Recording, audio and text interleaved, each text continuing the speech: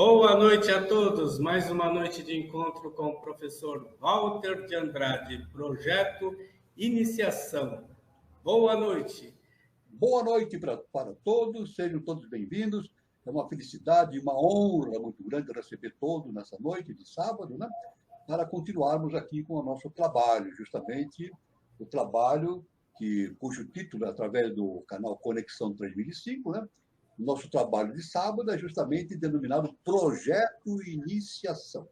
E sempre lembrando que a grande trabalho, a grande missão de cada ser humano é fazer a sua própria iniciação, né? O autoconhecimento. Então, esse encontro é destinado a dar a base filosófica e iniciática para aqueles que pretendem seguir o caminho da iniciação, né? A base, nós seguimos duas bases importantíssimas, atuais, né? Os trabalhos desenvolvidos através de Helena Petrovna Blavatsky, da Teosofia, e os trabalhos de ensinamento desenvolvidos pelo nosso querido mestre, professor Henrique José de Souza, fundador da Sociedade Brasileira de Eubiose. Evidentemente, nessa abordagem, nós viajamos por muitos campos do conhecimento, né? Enfocando os ensinamentos de todos os grandes mestres e instrutores da humanidade através dos tempos e das civilizações, né? Então, o objetivo é básico, é dar a síntese do conhecimento a fim de propiciar aos pretendentes ao caminho da iniciação informações de valores importantes para essa finalidade.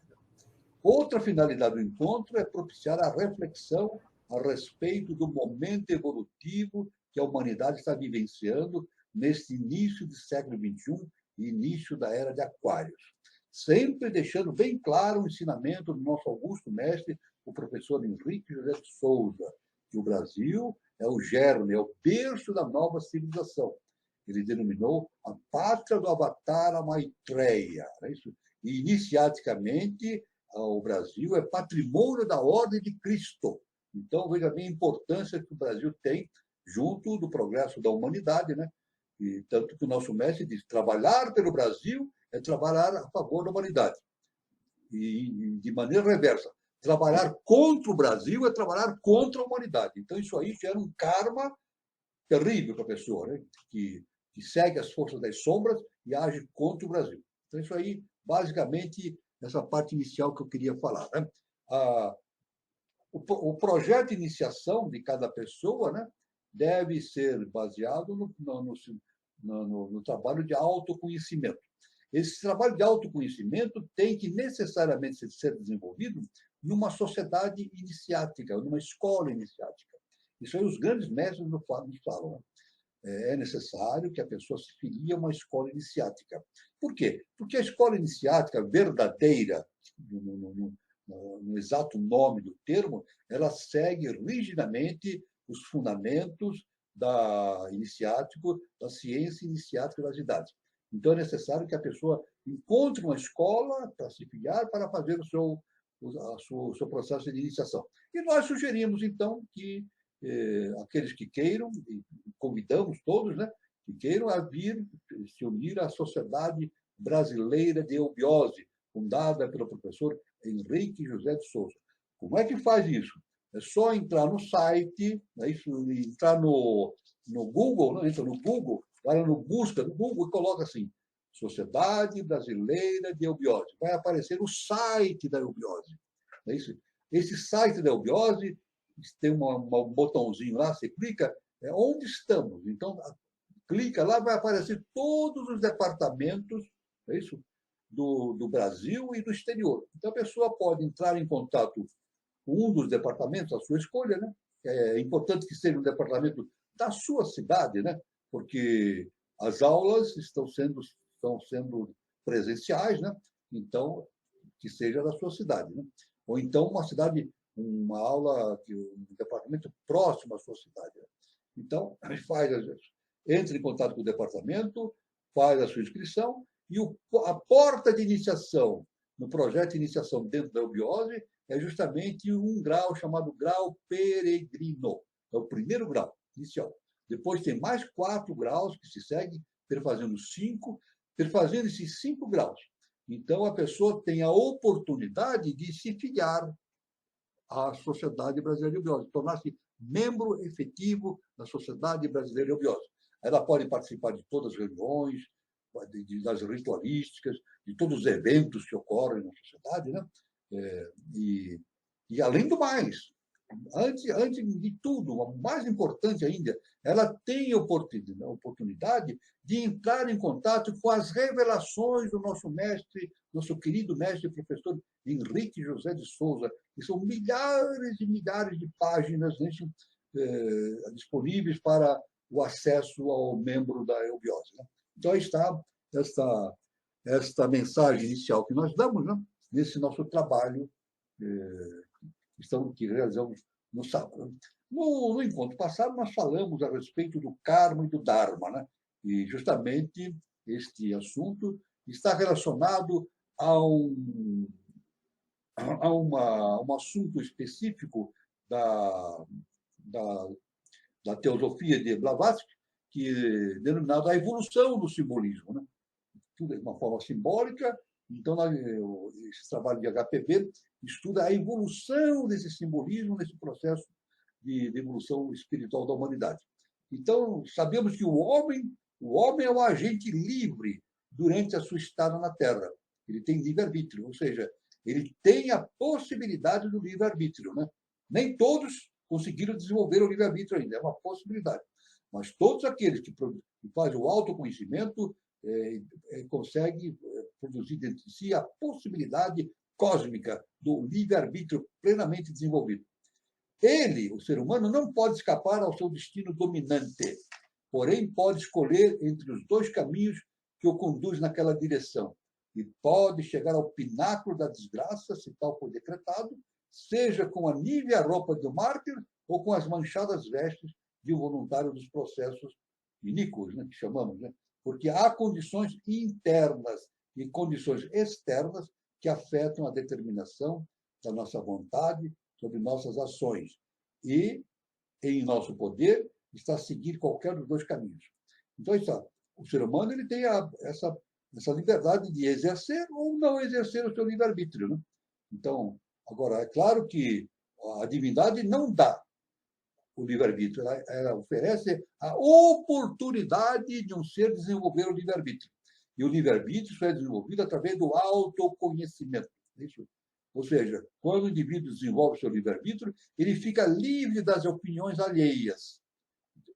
Ele fica livre das incursões mentais de outros seres, tanto encarnados como desencarnados. Ou seja, tanto seres que vivem aqui no mundo denso ou no mundo hiperfísico.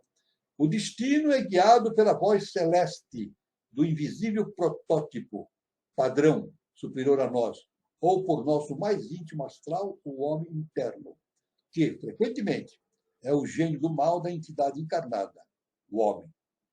Ambos guiam o homem externo, mas um tem de prevalecer. E desde o princípio mesmo da invisível querela, ou luta, né? A implacável lei da compensação intervém e segue o seu curso, acompanhando fielmente as flutuações da luta. Quando está tecido o último fio desse projeto todo, o homem está aparentemente envolvido nas malhas que ele teceu. As malhas do quê? Do karma, né? As malhas do karma. E se encontra sob o império do destino que ele mesmo formou. E o destino leva-o como uma pluma no torvelinho, isto é, ao sabor do karma, evidentemente. Então, o homem é senhor do seu próprio destino. Tudo que lhe acontece é derivado do seu próprio estado de consciência, do seu comportamento. Né? A natureza sempre atua com propósitos determinados. Por quê? Porque a lei cósmica é justa e perfeita. É justa e perfeita. Então, a lei do karma segue a lei cósmica justa e perfeita. É absolutamente perfeita e justa. Né? Então, podemos, então, avançando nesse processo de entendimento, dizendo que há uma lei de progresso ascendente por ciclos. As volições, os processos de transformação, interesses e atividades constituem os instrumentos e os meios do espírito do mundo para alcançar seu objeto, trazendo-o à consciência e conhecendo-o. E este fim não é outro que se encontrar a si mesmo, vir a si mesmo e contemplar-se a si mesmo em atualidade concreta.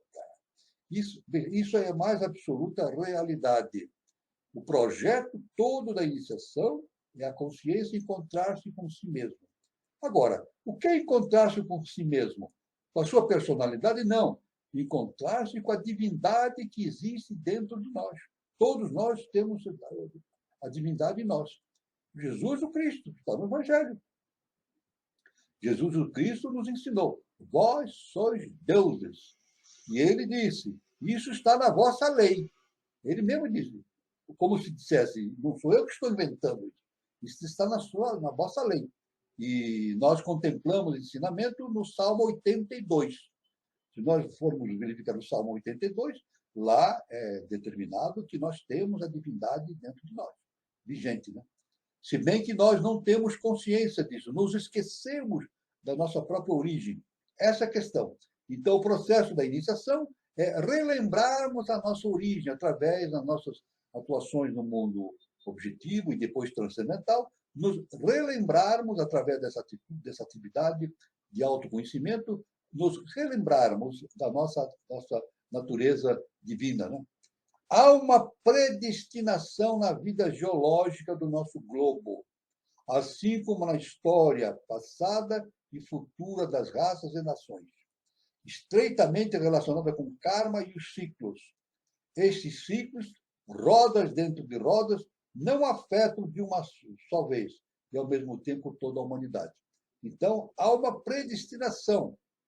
Ou seja, qual é a predestinação? Existe uma lei cósmica agindo no processo evolutivo da humanidade. Nada, como o nosso mestre afirma, o professor Henrique José de Souza. Ele sempre afirmou isso. Nada acontece por acaso. O acaso existe na mente que não conseguiu entender essa relação existente entre o mundo fenomênico e o númeno, né? O mundo das causas. Né? Nada acontece sem uma causa definida. Por quê? Tudo acontece de acordo com a determinação da lei cósmica justa e perfeita. E esses ciclos ao qual nos referimos, baseado no conhecimento da teosofia de Helena Blavatsky, esses ciclos são determinados por lei. Nada acontece por acaso, né? E esse processo acontece através de ciclos, que nós chamamos de rodas ou rondas, né? E não afetam ao mesmo tempo toda a humanidade, mas ciclicamente vai atingindo por partes, mas havendo uma integração dessa ação da lei cósmica para justamente fazer a humanidade evoluir como um todo em si mesmo. Isso aqui. O grande ciclo da evolução espiritual da humanidade, isso abarca o processo dessa humanidade, desde a aparição do homem primordial de forma etérea. Então, o ser humano, a existência na face da Terra, que hoje nós denominamos existência humana, ela surgiu numa forma não humana, de forma etérea, nas duas primeiras raças, adâmica e hiperbórea.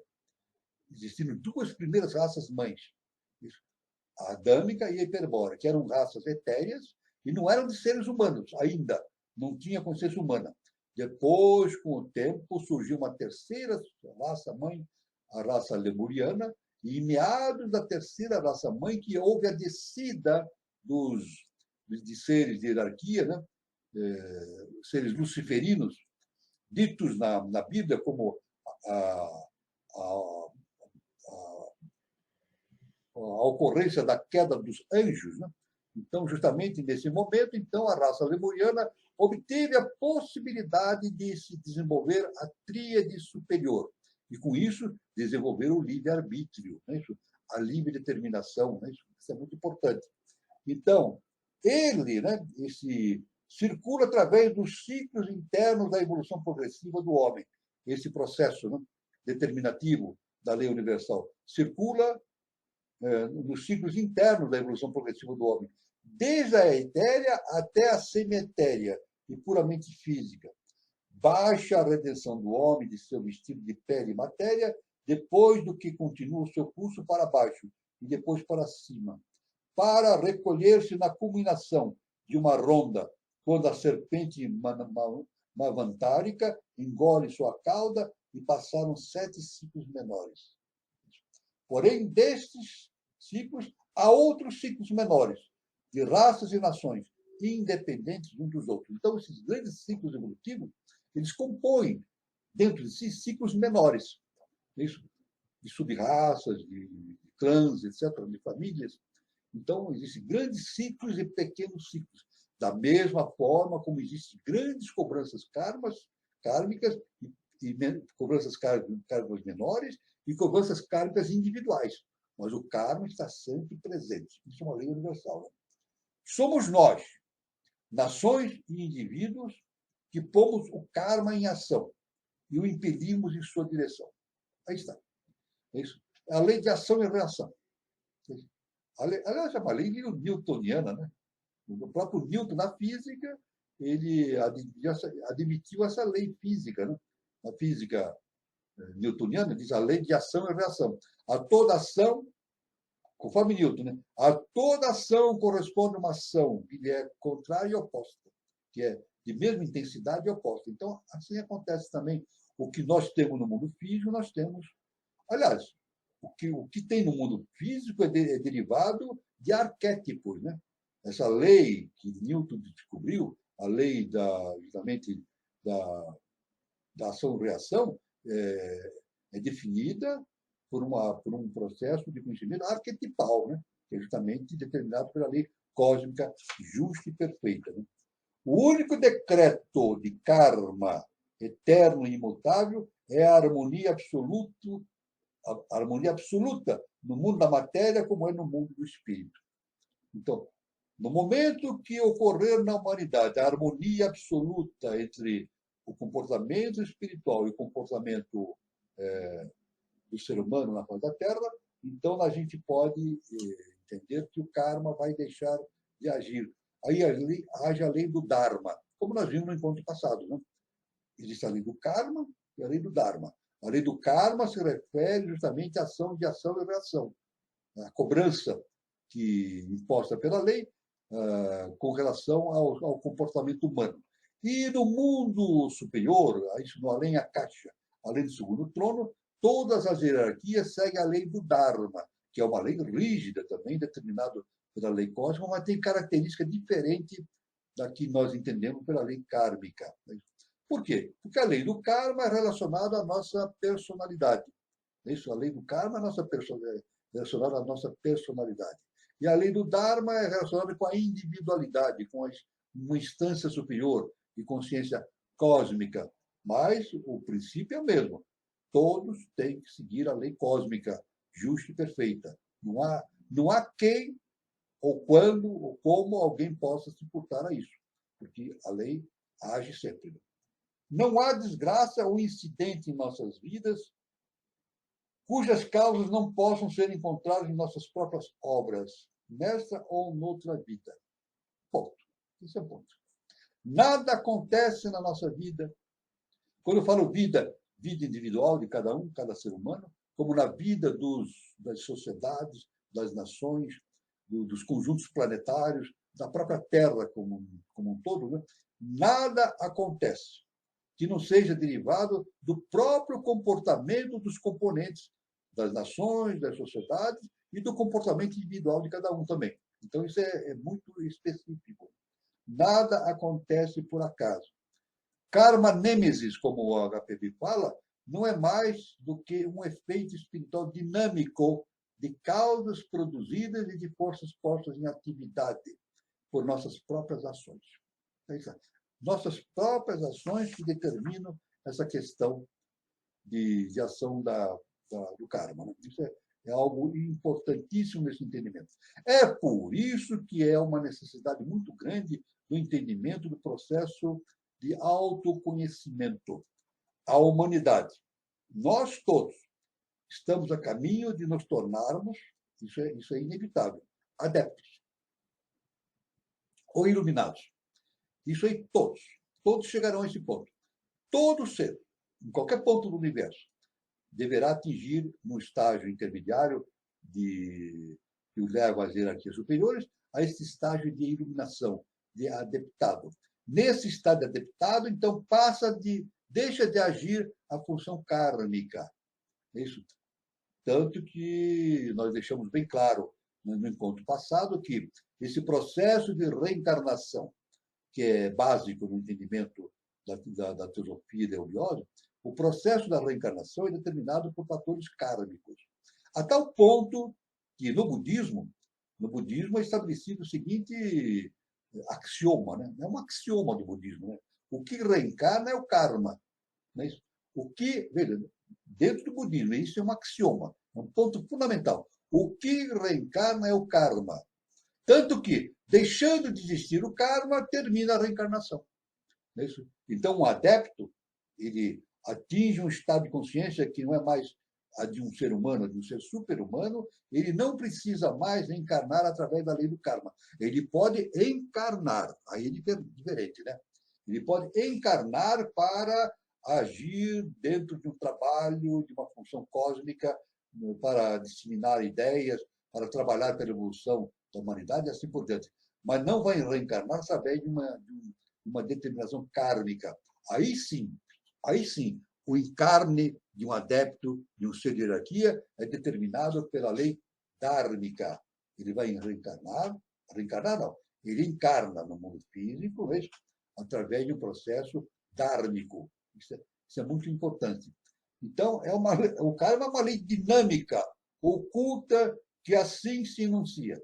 Uma quantidade dada de energia, desenvolvida no plano espiritual ou no astral, produz resultados muito maiores que a mesma quantidade desenvolvida no plano físico objetivo da existência. Olha só que interessante, né?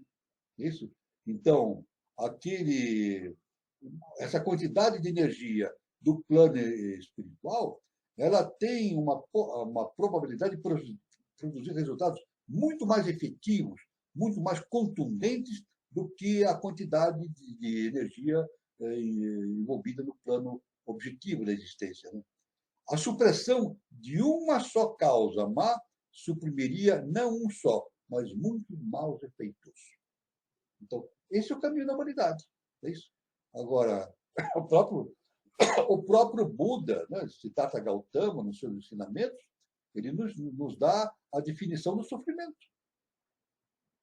As 4 nobres verdades, né, que Buda ensina, né, existe o sofrimento. A primeira nobre verdade de Buda, existe o sofrimento.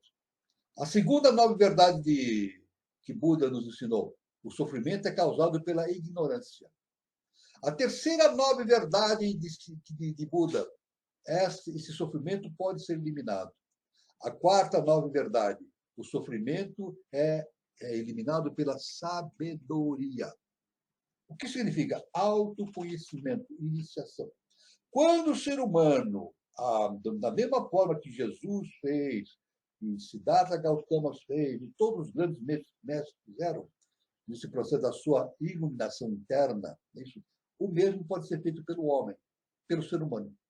E quando o ser humano atingir esse estado de iluminação, adeptado, então o karma deixa de agir, isso, a reencarnação deixa de acontecer, e ele vai passar a encarnar, se necessário, para determinar uma lei dármica, uma lei superior, que organiza o universo do além Akasha. Né?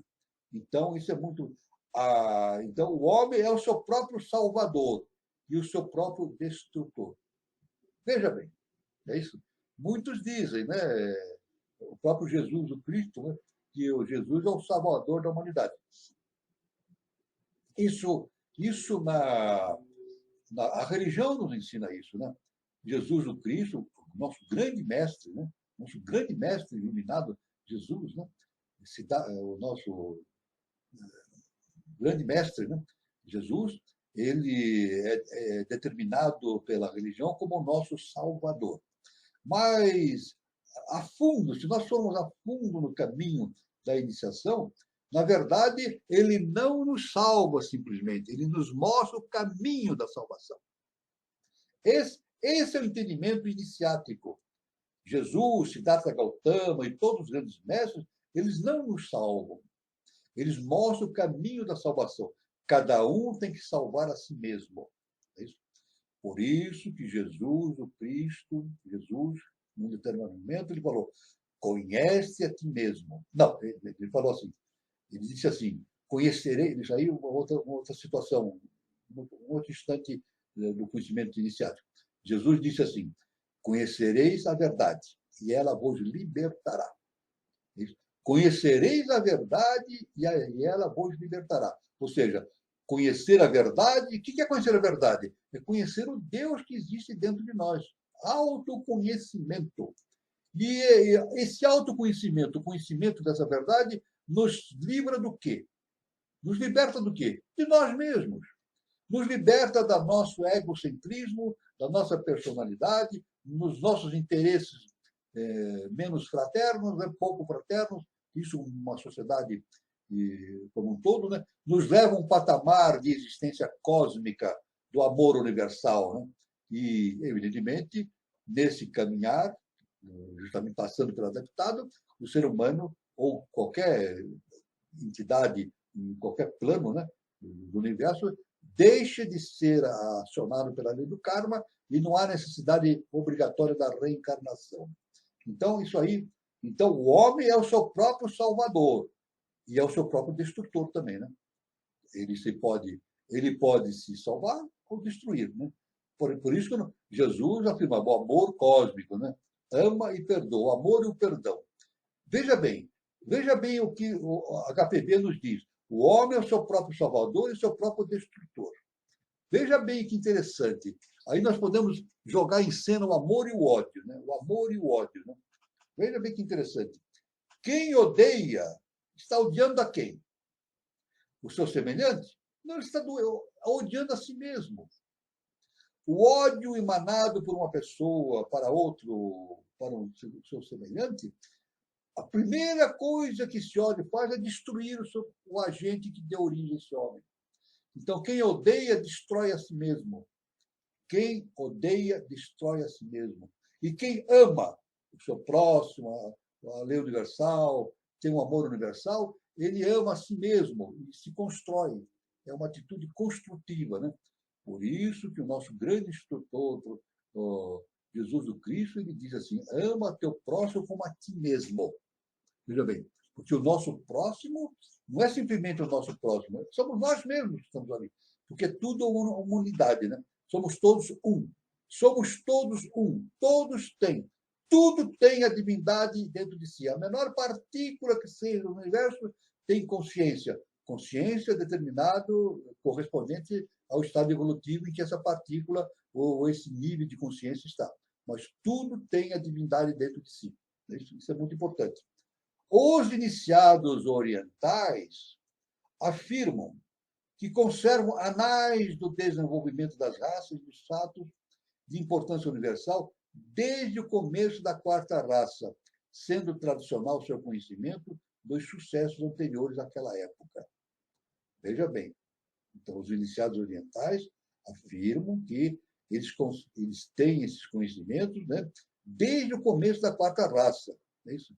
Eles afirmam isso. Mas a gente sabe que esse conhecimento vem muito mais ainda. Né?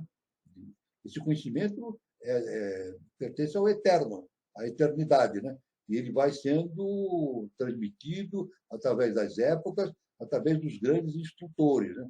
Agora, então, isso é muito importante, esse conhecimento é trazido para nós pelos grandes instrutores.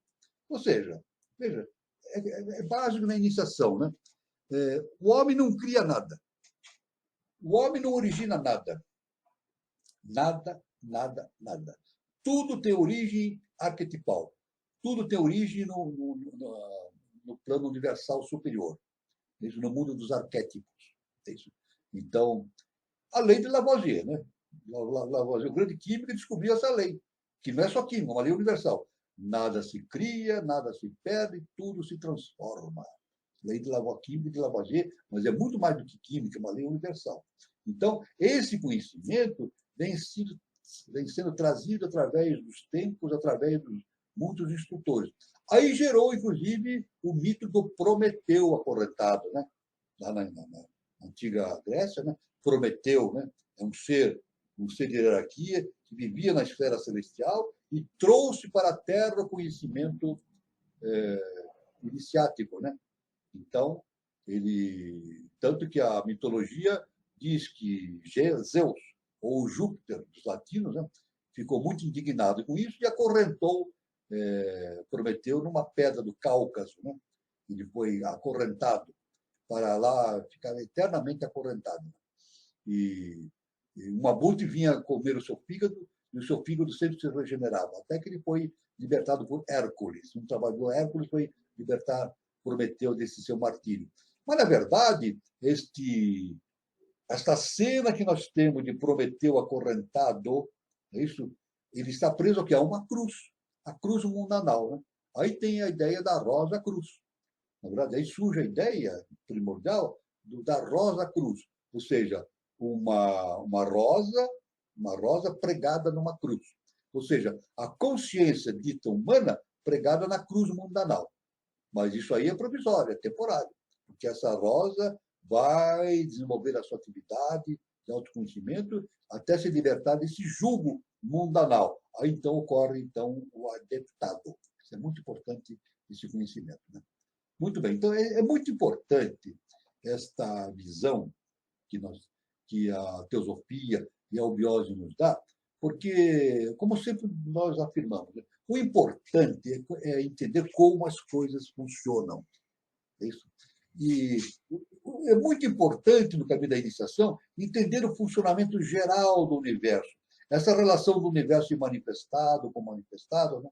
Com o eterno e com o manifestado, a descida dos arquétipos para o mundo físico objetivo, a existência dos seres humanos todos e outros seres, tanto no mundo objetivo, mas a existência também de consciências que estão trabalhando e agindo no mundo hiperfísico, em zonas do além-a-caixa. Né? Aí são os grandes seres espirituais do universo. Né? Então, é muito importante esse conhecimento dessa relação existente entre o mundo dos arquétipos, é isso, e o mundo objetivo, ou seja, o mundo fenomênico e o numen, é a origem de tudo isso. É básico para o entendimento de todo esse processo da evolução humana e da evolução de todos os seres desse caminho evolutivo que a lei cósmica determina. Né? Aí chegamos aqui a um ponto em que a HPB nos fala sobre o zodíaco e sua antiguidade. Ora, o zodíaco e sua antiguidade. Nós vivemos num universo, né? A gente vê pela astronomia, bilhões e bilhões de estrelas. Né? Nós temos o nosso sistema solar, os planetas girando ao redor do Sol, né? E o Sol é uma estrela, existem bilhões e bilhões de estrelas, e agora, ultimamente, a ciência descobre planetas fora que giram em torno de outras estrelas, né? e atualmente é frequente, cada dia que passa, descobre um novo planeta, né?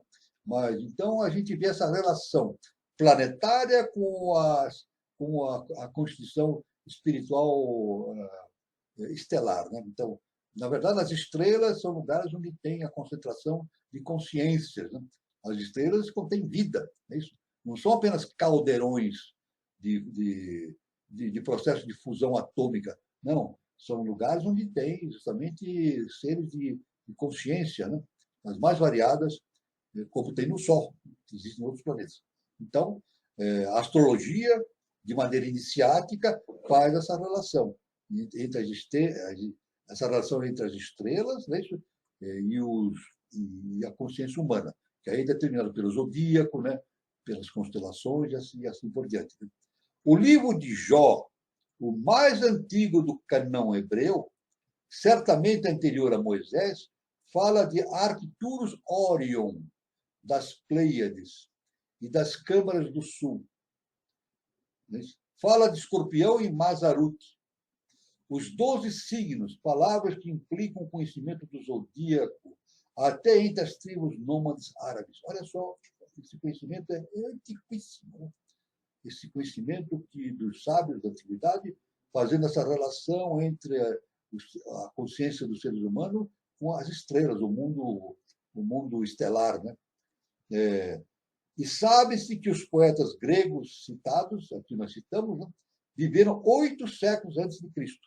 Então, 8 séculos antes de Cristo, então, e muito mais ainda, né, nos tempos da Índia, né, na antiguidade, né, os grandes mestres faziam sempre essa relação zodiacal, né, essa relação entre a consciência humana com a constituição planetária e cósmica do universo. Tomando, pois, como ponto de partida certas referências astronômicas de Jó, ideou-se um modo engenhoso de provar que os primeiros fundadores da ciência do zodíaco pertenciam a um povo antediluviano primitivo. Veja aí, isso nos remete, então, a um conhecimento antediluviano primitivo. O que significa antediluviano primitivo? Anterior à Atlântida. Isso, como nós nos referimos já. Nós não, a HPB se referiu a isso, que todo o conhecimento vem de situações de Atlântida e de instâncias ainda mais antigas. Por aí vemos que não foram os gregos os inventores do zodíaco. Novamente, conforme Blavatsky fala, por aí vemos que não foram os gregos os inventores do zodíaco, já que não existiam como nação 37 séculos antes de Cristo. Pelo menos, não como uma raça histórica admitida pelos críticos. Então, essa questão, então, claro que essa ideia do zodíaco, da astrologia, tudo, não é uma invenção humana. Isso que nós deduzimos desse conhecimento. A astrologia, a importância do zodíaco, da influência zodiacal e estelar, das constelações sobre a nossa consciência humana, não é uma invenção humana. Isso vem do alto, vem do plano superior, da consciência cósmica. E nós recebemos isso como um ensinamento, né?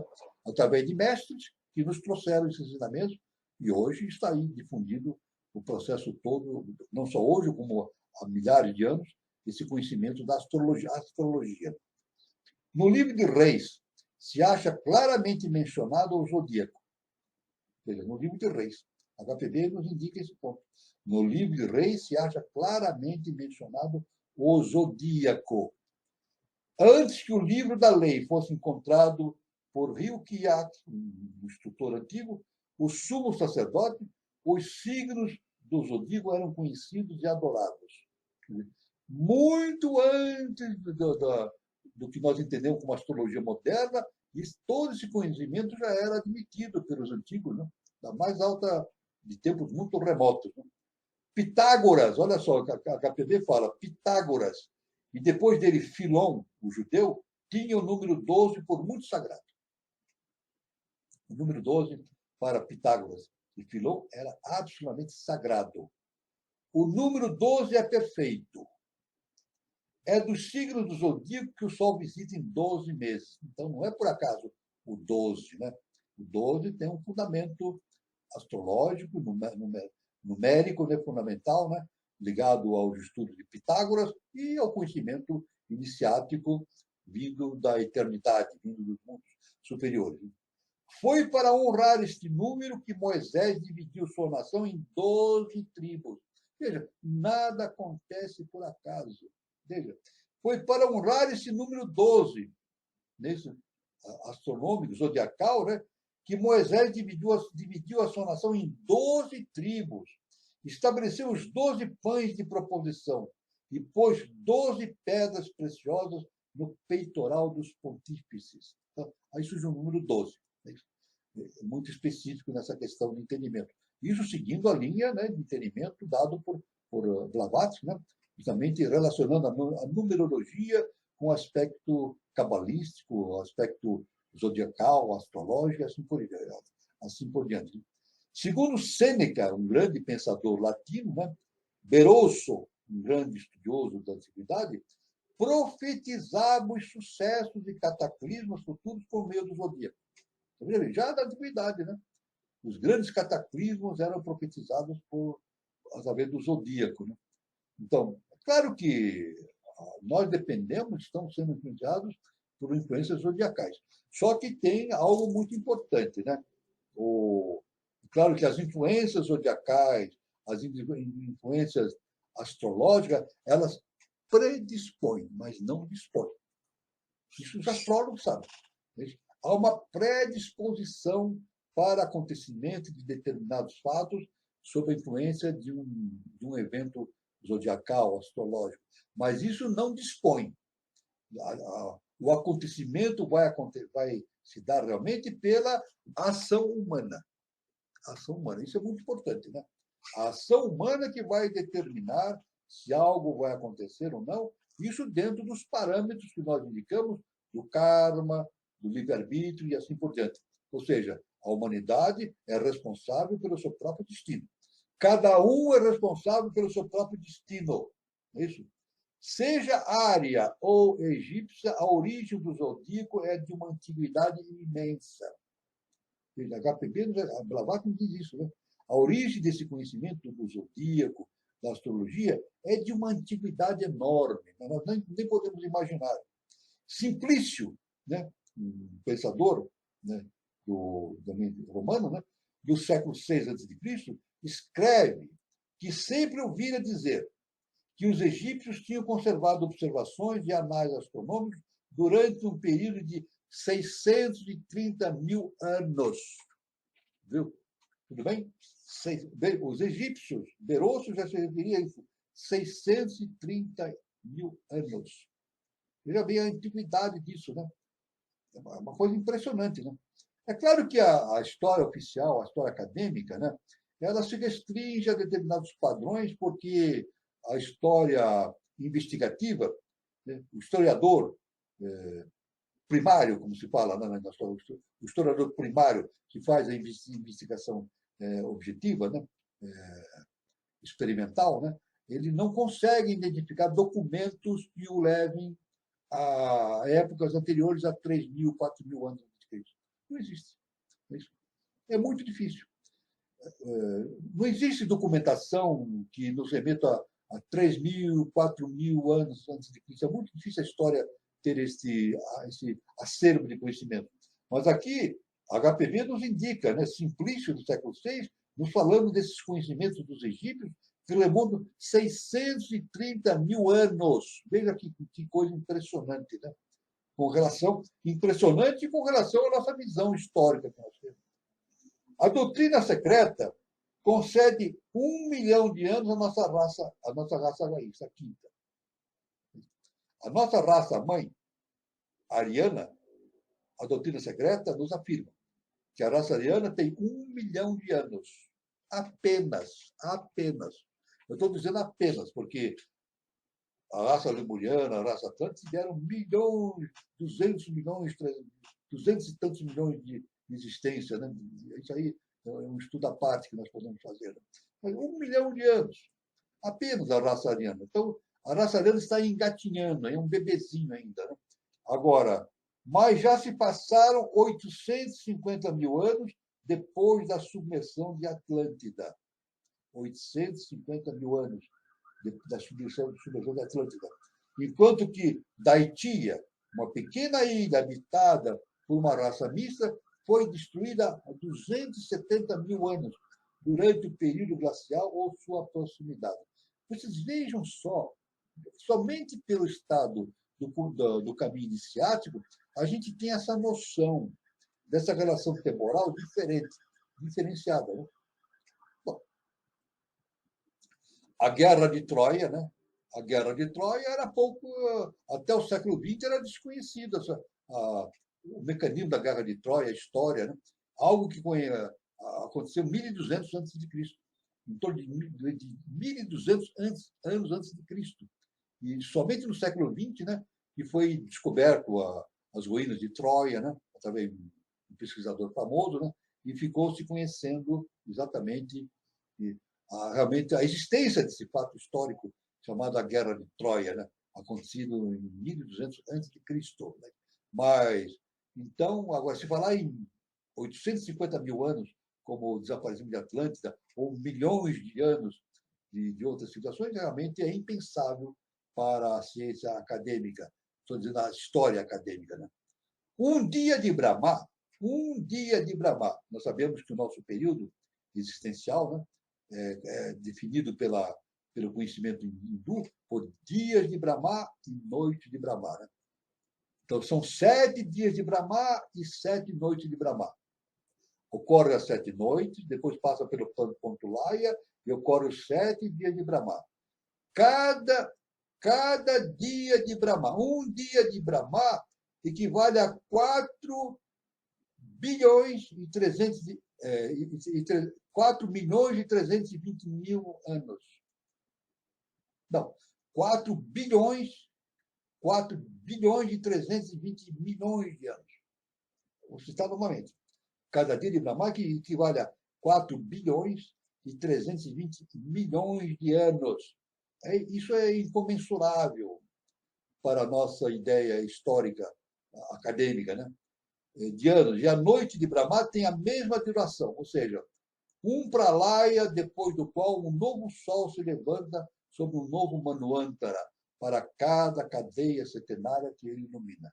Então, é um número, são bilhões de anos que ocorre um dia de Brahma, né? Exatamente como a HPB nos indica, 4 bilhões e 320 milhões de anos. É uma coisa impensável para a história acadêmica. Né? Os judeus pretendiam esperar o seu Messias no ano 4320, baseados nos naros de Berosso. Cada naro tinha 600 anos. O zodíaco assinala as leis periódicas e nenhum sucesso particular, por sagrado e solene que fosse para a humanidade, que poderia ter escapado à sua influência. Os hindus asseguram que no início do Kali Yuga, o Kali Yuga é a idade do ferro que nós estamos vivendo hoje, né? No início do Kali Yuga, houve uma conjunção de todos os planetas. E suas tábuas demonstram essa conjunção. Daí se deduz que depois do começo do Kali Yuga, e à medida que o Sol avançava no zodíaco, os hindus viram surgir 4 planetas sucessivamente dos raios solares. 4 planetas sucessivamente. Saturno, Marte, Júpiter e Mercúrio, unidos num espaço um tanto reduzido. Vênus não estava entre eles, conforme a HPB. O testemunho dos Brahmanes coincide com as nossas tábuas, e essa evidência resulta de uma tradição deve estar fundada na observação. Então, vamos fazer um pequeno resumo, temos um resumo sobre esse assunto para a gente encerrar o assunto de hoje. Né? O resumo. Então, nós chegamos à conclusão de que o universo material está composto de éter, matéria e energia, segundo a ciência moderna. A teologia crê na união de 3 pessoas, num Deus superior, um Deus como substância, 3 pessoas como individualidade. E nós acreditamos nos anjos e demônios, deuses e espíritos. A religião tem que perecer, se diz, porque ensina mistérios. A ciência, no entanto, nada sabe, nem explica o que é éter, a matéria e a energia. A plenitude do universo foi uma crença aceita, diz Hermès Trismegisto, na Virgem do Mundo. Ou seja, concluindo, não existe o vazio, nunca existiu e nunca existirá, pois todas as diferentes partes do universo estão cheias, assim como a Terra está completa e cheia de corpos que diferem em qualidade e forma. Os maiores são percebidos com facilidade. Os menores são difíceis de perceber ou completamente invisíveis. Só pela sensação sabemos que os consideram como simples espaços, porém é impossível que haja tais espaços. Se houvesse algo fora do universo, teria de ser um espaço ocupado por seres inteligentes, análogos às suas divindades no universo. Falamos dos gênios, pois sustentamos que moram conosco, assim diz HPB. Né? Não há acima nem abaixo no universo. HPB não há em cima nem embaixo no universo. Mas um eterno dentro de outros dois dentros, os planos de subjetividade surgindo gradualmente da objetividade terrestre, sendo este último para o homem seu próprio plano. Todas as forças, como a luz, calor, eletricidade, etc., são chamados deuses, esotericamente. Além dos limites do sistema solar, há outros sóis. Olha só o que a KDP, Helena Blavatsky, falava no século XIX. No século XIX, ela já falava isso através do ensinamento dos seus mestres, né, que a orientavam nesse sentido. Então, ela diz o seguinte: além dos limites do sistema solar, há outros sóis, e especialmente os mistérios do Sol central, a mansão da deidade invisível, que determina o movimento e a direção dos corpos. Esse movimento serve também para diferenciar a matéria homogênea em redor e entre os diferentes corpos, em elementos e subelementos desconhecidos de nossa Terra. Continua HPB, para terminar. Hein? Forrati é o deus Proteu, que cria outros deuses e assume a forma que quer. O senhor da vida, que dá o seu vigor aos deuses, é o diretor dos deuses, o vento norte, o espírito do ocidente, a força elétrica que abandona o corpo na hora da morte.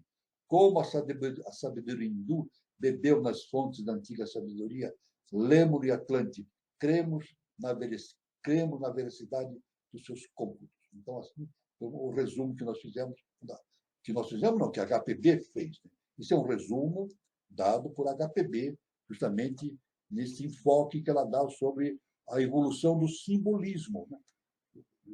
Inclusive simbolismo arcaico universal. Né? Então, a gente vê que o assunto é muito profundo, muito diversificado, né? E é um mistério para nós, né? Mas com certeza, através da iniciação, através do autoconhecimento, o homem, o ser humano, tem a condição de superar as suas limitações da sua personalidade e entender o cosmos como um todo. Isso, inevitavelmente, conforme os mestres nos indicam, nós estamos a caminho desse conhecimento superior. Se mais lento ou mais rápido, vai depender da nossa própria atitude diante desses fatos. Então, eu peço para o nosso irmão Carlos assumir aí a palavra e fazer as devidas considerações. Muito bom, professor. É ao mesmo tempo misterioso e magnífico tudo isso, né? E eu achei interessante quando o senhor diz que nós temos Deus, a divindade dentro de nós, e o próprio homem abandona isso, né, professor? Exato. E a gente já viu muita gente que erra muito e fala e joga a culpa em Deus, né? Que Deus o abandonou. Aí isso me faz lembrar uma coisa, professor. Cristo, quando estava lá no Gólgota, né, no seu Calvário, tem duas versões para o que ele diz naquele momento. A primeira é: Pai, por que me abandonastes, né? E a segunda versão é: Pai, por que me glorificaste? Por que eu estou dizendo isso, professor? Porque eu acho que o homem tem essa missão aqui na face da Terra, né? Ele tem a missão de se glorificar. Se glorificando, ele está glorificando a humanidade, né? Que é a alma coletiva, a mônada coletiva do homem, e está glorificando a Deus ao mesmo tempo. É essa a nossa missão, né, professor?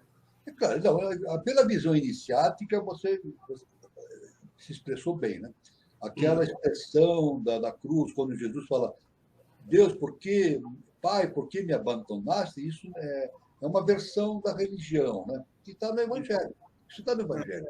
Mas se a gente for a fundo, iniciaticamente, a verdadeira expressão de Jesus foi: Pai, como me glorificastes.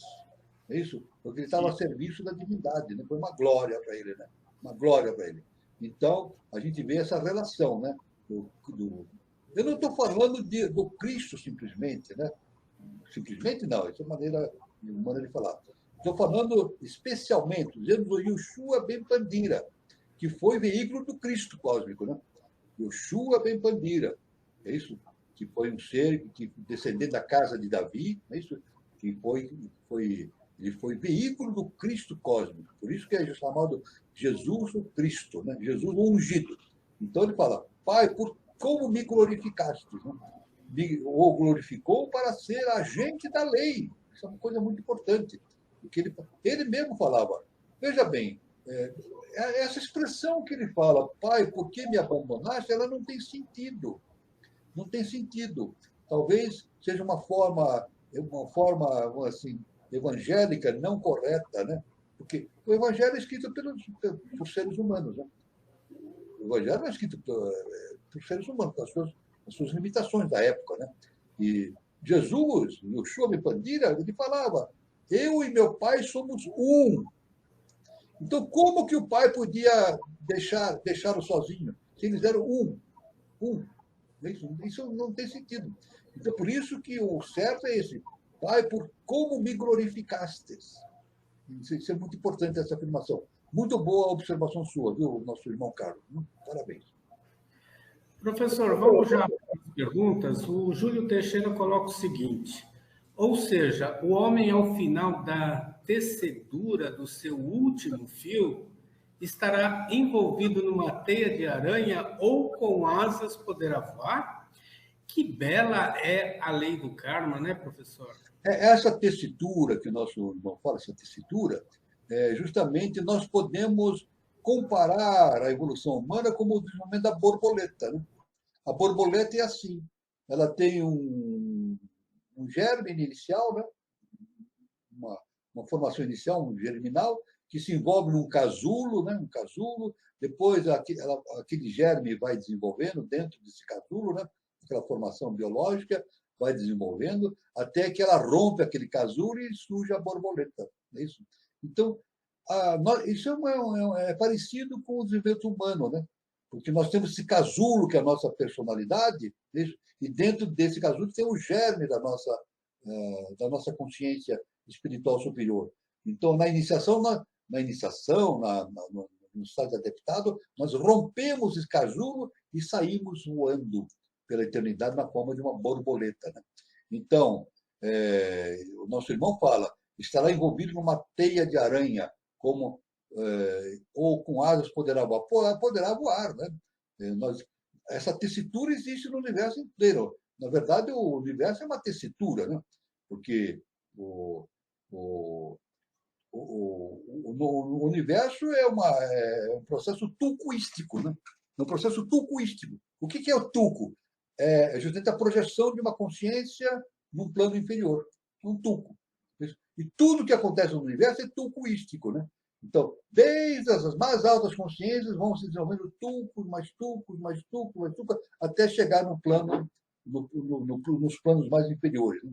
Então, realmente é uma tessitura, como se fosse uma teia de aranha, no sentido assim, comparativo, né, com a biologia, né?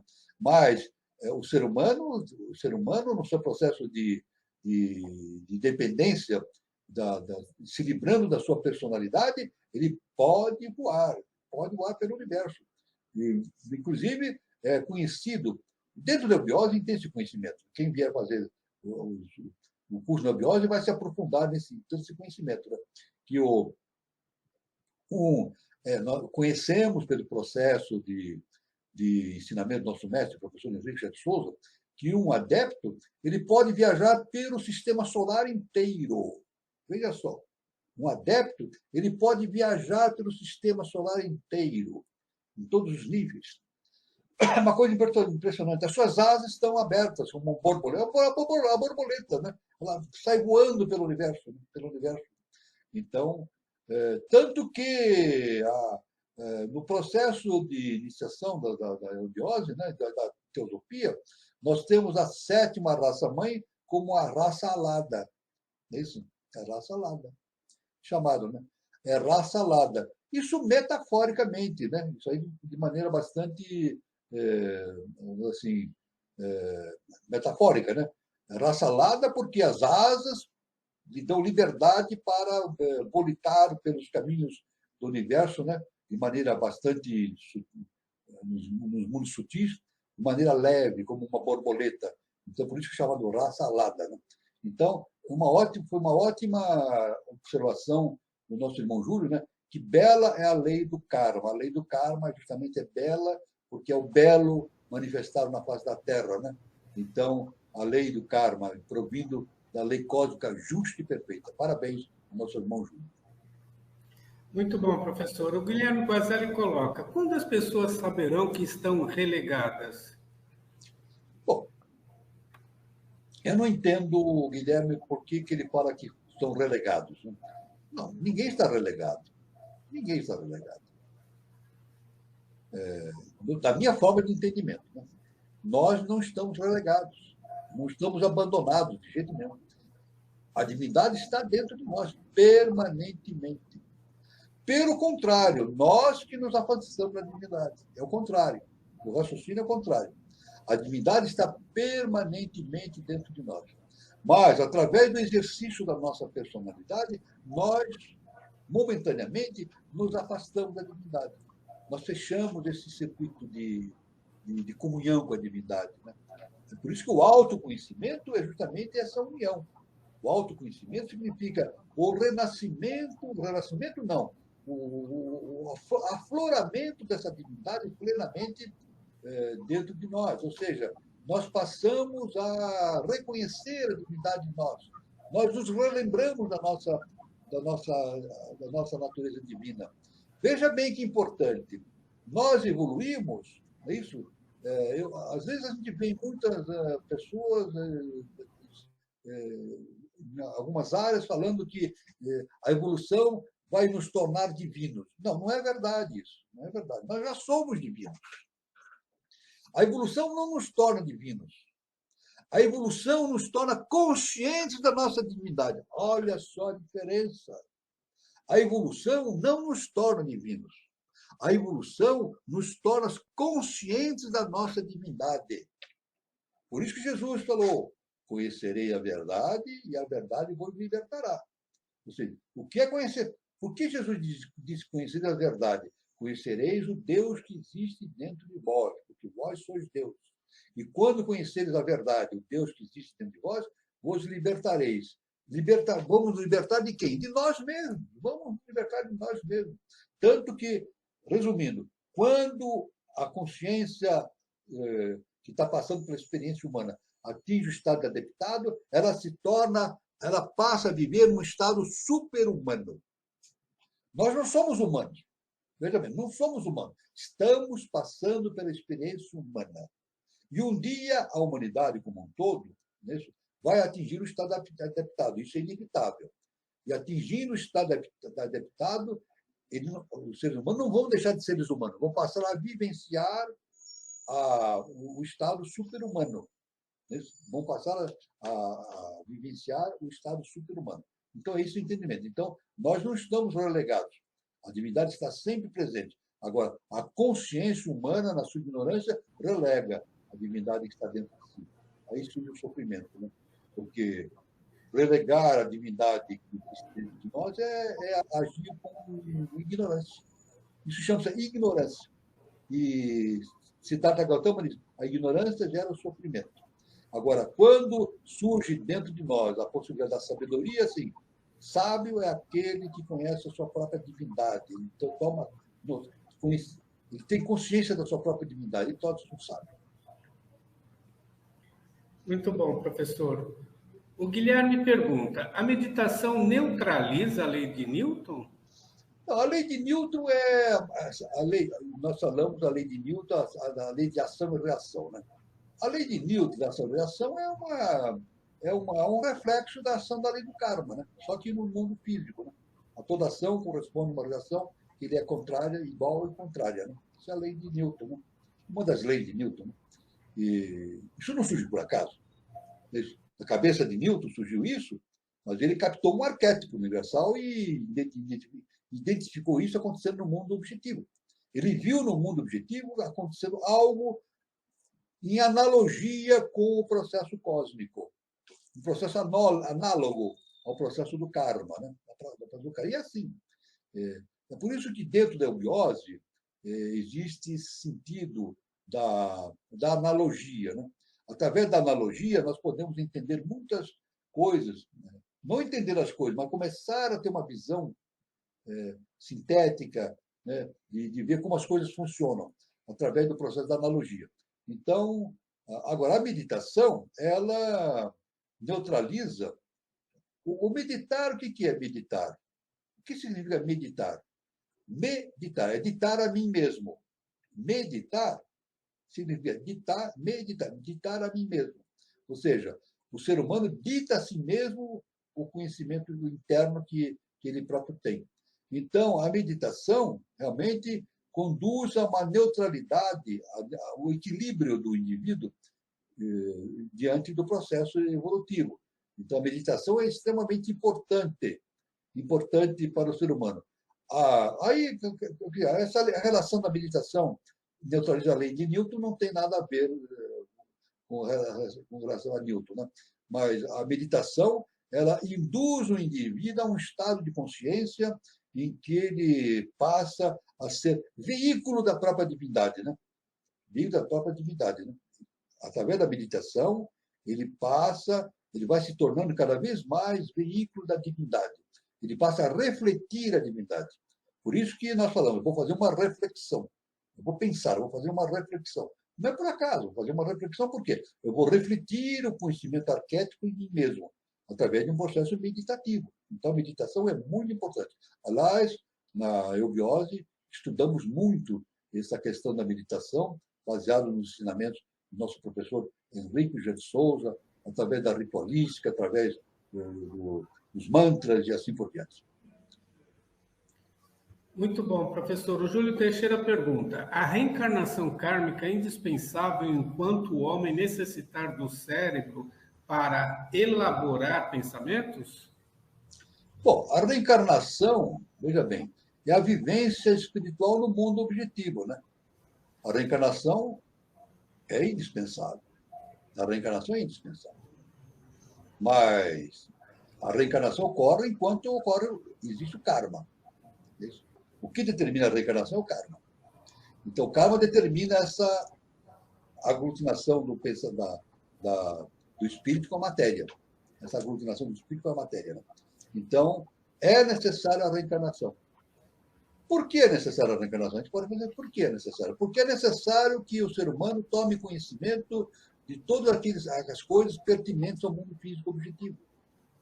Tudo pertinente ao mundo físico objetivo. E nós, agora existe o processo da reencarnação, mas antes nós passamos pela experiência mineral, experiência vegetal, né, experiência animal. E agora, no mundo humano, estamos passando pela experiência humana, então entra em jogo o processo kármico.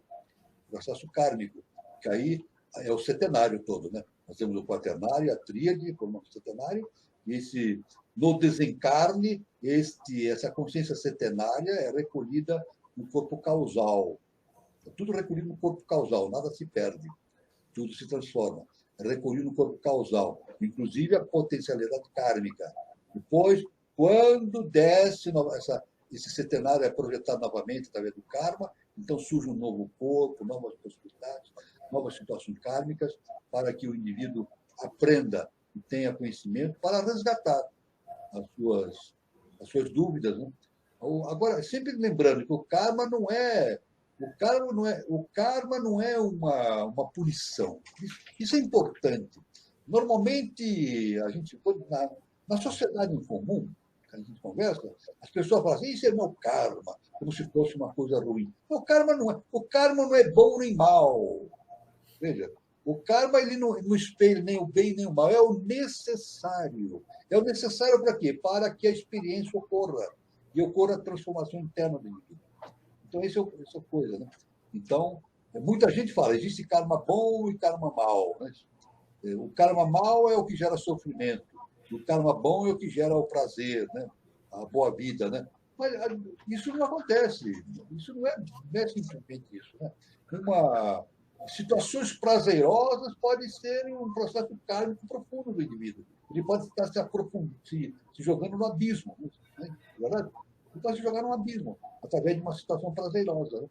Dependendo do comportamento dele. Então, não é bem nem mal.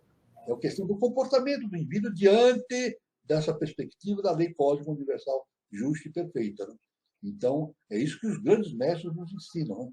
Devemos, cada vez mais, nos unir com essa consciência cósmica a tal ponto de realizarmos em nós o que os mestres realizaram, né? E estão realizando, né? Como o nosso próprio mestre Jesus, o Cristo Jesus, né? Que falou, eu e meu Pai somos um, e temos que seguir esse caminho evolutivo. Muito bom, professor. A Gilmara Tomella pergunta: o que reencarna é o karma? E existe karma somente na hierarquia humana, professor? Só o conhecimento iniciático nos afirma que o karma só existe no nível humano. Por exemplo, um animal, um cachorro, um leão, um tigre, um gato, não tem karma. Não tem. Sou eu que estou afirmando? Não, é a ciência iniciática que nos ensina. E eu, evidentemente, através da minha meditação, achei isso de uma sabedoria muito grande. Né? Então, seguindo esse caminho da iniciação, né, do meu ponto de vista, eu acho isso bastante plausível, muito lógico, né, muito correto, né, diante de uma visão cósmica. Né? Então, o animal não tem karma, ele vai subsistindo, né? Mesmo porque o animal não tem a individualidade, ele não tem a tríade superior. Olha a diferença. Né? Um cachorro, um gato, um leão, um tigre, ele não tem a vivência da tríade superior. Ele está desenvolvendo ainda na faixa do quaternário, uma faixa bem inferior. Nem a inteligência está totalmente desenvolvida. Né? A parte mental ainda é primitiva. Né? Esses animais têm uma parte mental primitiva ainda. Né? Não estou dizendo que penso na forma animal. Por exemplo, um cachorro pensa. O cachorro pensa. Quem tem cachorro sabe disso. O cachorro pensa, entende. O cachorro entende o que a gente fala. Nós conversamos com os cachorros. Tem gente que tem cachorro que sabe disso. Você fala com o cachorro, ele entende, ele faz exatamente o que a gente quer. Por quê? Isso significa que ele tem o mental, ele tem um mental ainda primitivo, mas já tem o mental em desenvolvimento. É claro que um cachorrinho, ele está vivenciando a sua parte animal, mas ainda é transitória. Aquela consciência animal vai um dia, no futuro, né, com certeza no quinto sistema evolutivo, ele vai receber a ativação da tríade superior e vai passar para o mundo existencial humano. Isso é inevitável também. Né? Então, quem tem um cachorrinho em casa sabe, né? Um dia esse cachorrinho vai passar para a esfera humana. Ou gato, ou que seja, ou qualquer animal, outro animal. Muito bom, professor. Viu, o Guilherme Guazelli pergunta: amém significa está confirmado? O amém, na verdade, o amém pela religião, pelo entendimento, assim, quando a gente estuda na iniciação, o amém corresponde àquilo que os seres humanos falam na vida comum, né? Que os anjos digam amém. Então, no sentido humano, vou falar no sentido humano, o amém significa que seja realizado conforme os anjos decidam, né? As consciências superiores. Né? Então, isso aí é muito importante, essa diferenciação. Né? Agora, na eubiose, nós falamos de bijan, que é fruto de um conhecimento esotérico transcendental. Né? Agora, quando a gente fala bijan, não. Na eubiose, quem está na eubiose vai entrar em contato com esse termo. Bijan. O bijan significa a lei se cumpre. Ou seja, quando eu falo bijan, eu digo, eu não tenho nenhuma dúvida de que a lei sempre se cumpre. A lei é justa e perfeita. Agora, o amém da religião tem esse significado de esperança, né? Que os anjos digam amém. Então, se os anjos concordarem com isso, ou seja, os seres angelicais superiores, comandados para a lei divina, então isso deve acontecer ou não, dependendo da questão kármica do indivíduo. Então, essa é a diferença que eu queria salientar. Né? Professor, o senhor falou do número 12, né? E, inclusive, a gente tem uma relação sobre os 12 apóstolos. A Maria Siqueira, ela coloca o seguinte: na realidade, são 6 masculinos e 6 femininos, o oposto e complementares. Não é isso mesmo, professor? Bom, nós temos os 12, né? Inclusive, se nós estudarmos chakra cardíaco, né? Aí quem já estudou, já leu sobre chakra cardíaco, existem 12 pétalas, 12 pétalas. Então, isso aí justamente tem um significado muito grande, né? Agora, na realidade, tudo que existe no mundo manifestado tem a sua parte masculina e a sua parte feminina. Isso é inevitável, né? Veja, não que o indivíduo seja um masculino ou feminino, diferentemente, mas ele está vivenciando. Ele vivencia, no mundo objetivo, uma experiência masculina, uma experiência feminina. Né? Então, vamos agora ampliar esse conhecimento. Existem homens e mulheres? Agora, iniciaticamente. Vamos raciocinar iniciaticamente. Existem homens e mulheres, na verdade? Não existem homens e mulheres. O que existe é seres que estão vivenciando a experiência masculina e seres que estão vivenciando a experiência feminina. Por exemplo, eu sou homem ou sou mulher? Eu não sou homem nem mulher. Eu estou vivenciando a experiência masculina. Não é verdade? No futuro, quando eu reencarnar, a lei vai determinar que experiência, a lei do karma vai determinar que experiência que eu vou vivenciar.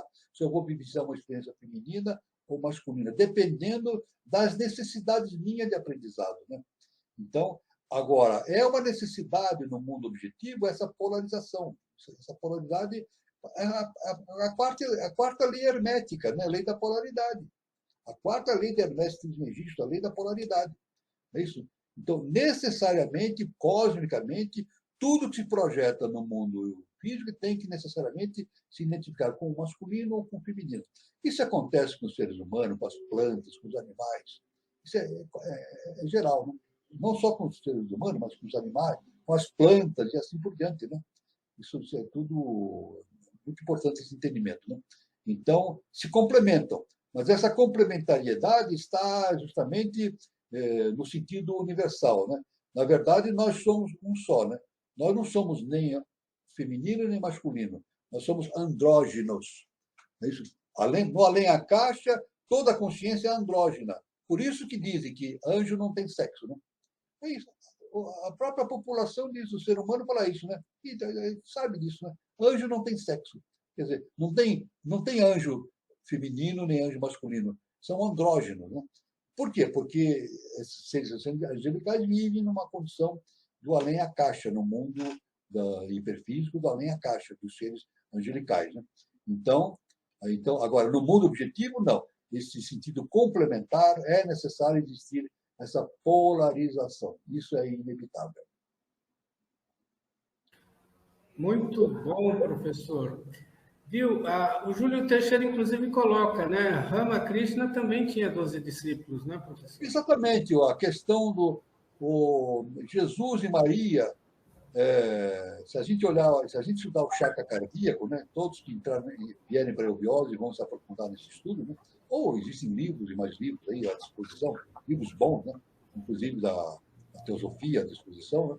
Se nós vemos no chakra cardíaco, tem 12 pétalas, né?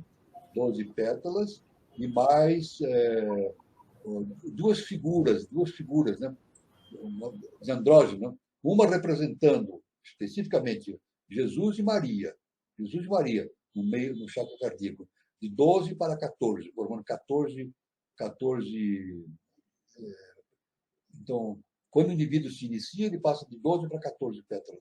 Então, no chakra cardíaco, nós temos Jesus e Maria cercado por 12 discípulos, por 12 pétalas. Então, isso tudo o assunto é muito vasto. Né? Depois, em Pitágoras, os conhecimentos iniciados da antiga Índia, isso aí não tem fim, é uma quantidade enorme desse conhecimento da numerologia, da astrologia.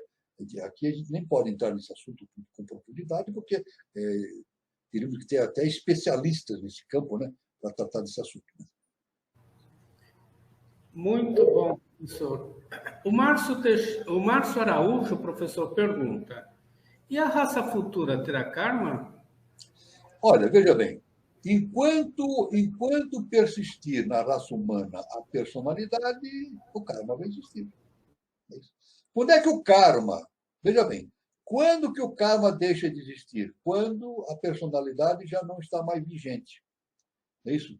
Quando o indivíduo deixa de ser um ser humano para se tornar, para vivenciar, não deixa de ser um ser humano, não. Deixa de vivenciar a experiência humana e passa a vivenciar a experiência super-humana.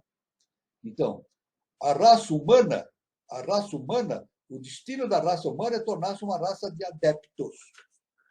Deixa. O nosso mestre e professor Henrique José de Souza deixou isso escrito. O futuro da humanidade é tornar-se uma raça de adeptos. É claro que nesse estado de adeptado já não é uma raça humana, é uma raça super-humana. Isso. Então, aí o karma deixa de existir. Agora, não deixa de existir a lei. Deixa de vigir a lei do karma para vigir a lei do dharma, que é a lei cósmica vigente nos planos superiores, do além à caixa. Né? Isso é importante. Muito bom, professor. O senhor queria fazer alguma colocação agora no final, professor, em relação ao resumo?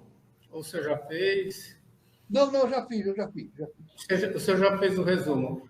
Então, eu vou aproveitar para passar uns recados, depois a gente vê as considerações finais, tá, professor? Então, eu queria, como de costume, eu queria informar que aqui no canal Conexão 3005, toda terça-feira, nós temos a nossa roda de conversa. E o tema da próxima roda de conversa será sobre astrologia mundial, o retorno de Plutão em Aquário. Então, será nessa terça-feira, dia 6 de dezembro de 2022, no mesmo horário, às 20h40. E a astrologia, o tema abordado vai ser sobre a astrologia, né? É útil a busca do autoconhecimento e da compreensão dos ciclos no micro e no macrocosmo. O que esperar com o retorno de Plutão em Aquário e seus efeitos no Brasil e no mundo? Então, a gente vai ter como palestrante o nosso querido Gilberto Catira, né, que ele é astrólogo, né, lá de Vila Rica, Mato Grosso, e os mediadores serão Eduardo Nunes e Daniela Troncoso. Eu queria também falar sobre o Espaço Shakti, né, que está fazendo aniversário, 1 ano, né?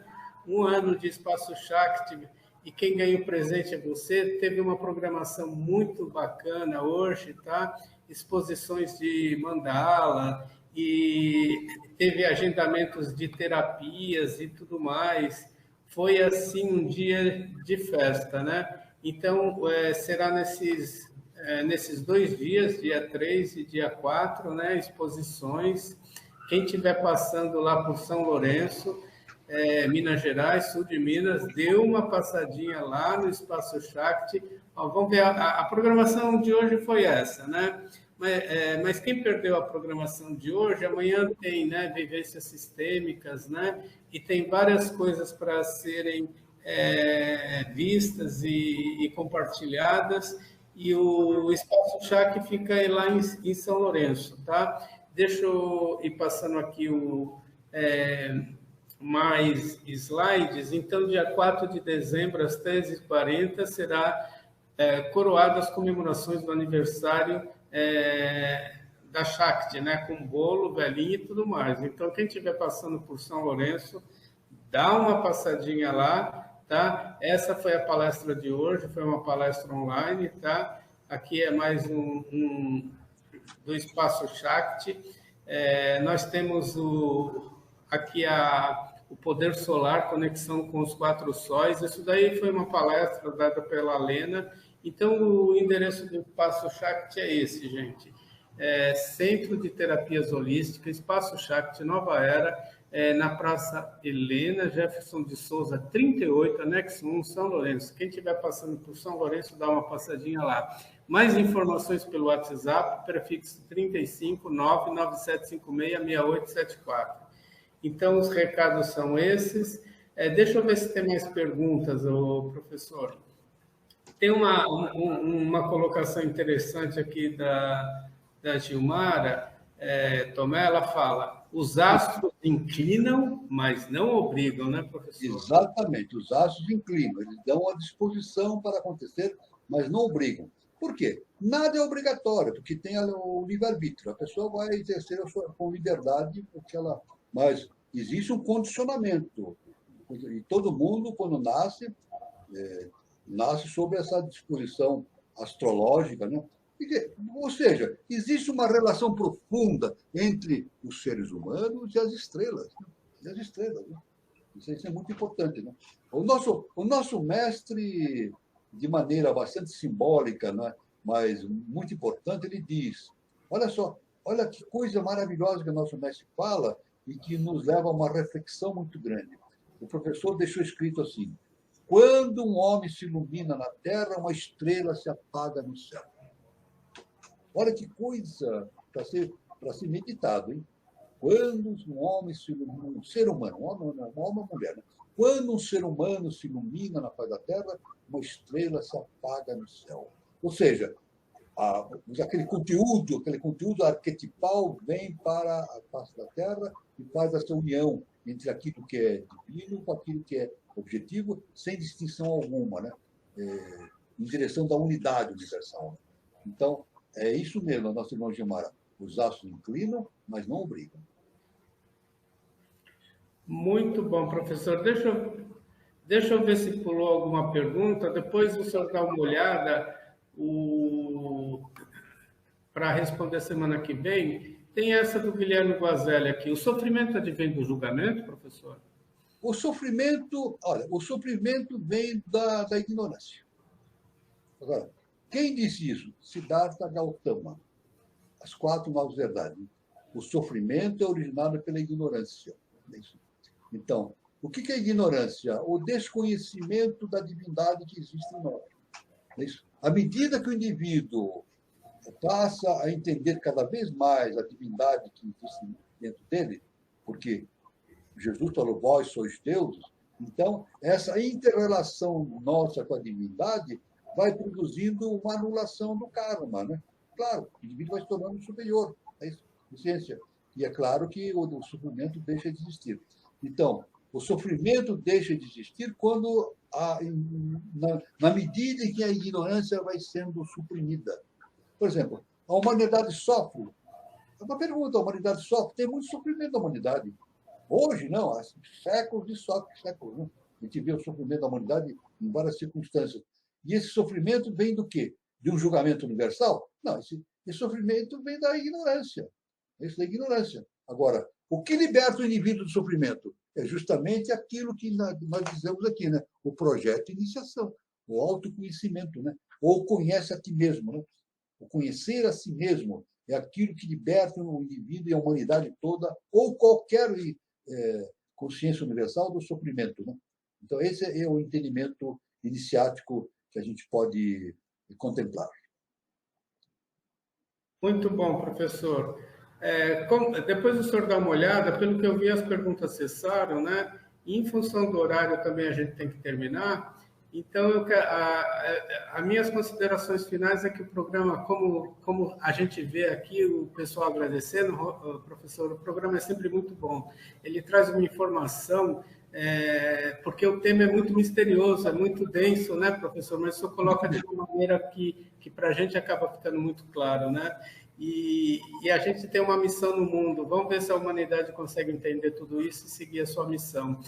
E eu quero agradecer a participação de todos, né? Porque um sábado à noite, o pessoal participando, querendo realmente conhecer, ampliar o seu conhecimento, o seu estado de consciência, né? E desejar a todos um bom final de sábado, um bom domingo e até terça-feira, né? A roda de conversa e até o nosso próximo encontro com o professor Walter, sábado que vem.